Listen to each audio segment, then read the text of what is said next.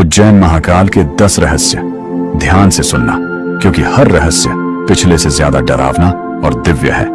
रहस्य नंबर 1, महाकालेश्वर कोई साधारण शिवलिंग नहीं है। यह स्वयंभू है। ना किसी राजा ने स्थापित किया, ना किसी अर्श ने। मान्यता है कि यह धरती के गर्भ से अपने आप प्रकट हुआ। इसलिए कहा जाता है यहां शिव को बुलाया नहीं जाता, वे पहले से मौजूद रहते हैं। रहस्य नंबर 2, महाकाल भारत के इकलौते दक्षिण मुखी ज्योतिर्लिंग हैं। शास्त्रों में दक्षिण दिशा मृत्यु की मानी जाती है, लेकिन यहां मृत्यु भी शिव की शरण में है। कहते हैं इसी कारण यहां तंत्र साधनाओं की शक्ति आज भी सक्रिय है।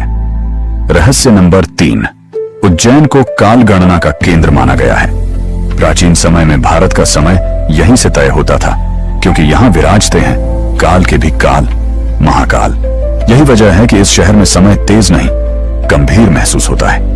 रहस्य नंबर 4, आधी रात में होने वाली भस्म आरती।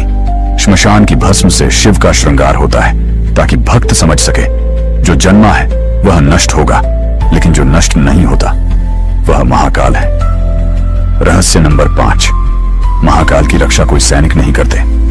मान्यता है कि यहां भूत, प्रेत और शिवगण स्वयं पहरा देते हैं। इसी कारण उज्जैन पर कोई भी शक्ति आज तक स्थायी अधिकार नहीं जमा पाई। रहस्य नंबर 6, इतिहास में मंदिर को कई बार तोड़ा गया, लेकिन ज्योतिर्लिंग कभी नष्ट नहीं हुआ। जैसे हर आक्रमण के समय कोई अदृश्य शक्ति इसे बचा लेती हो। रहस्य नंबर 7, महाकाल मंदिर के ऊपर स्थित नागचंद्रेश्वर मंदिर साल में सिर्फ एक दिन, नाग पंचमी को खुलता है।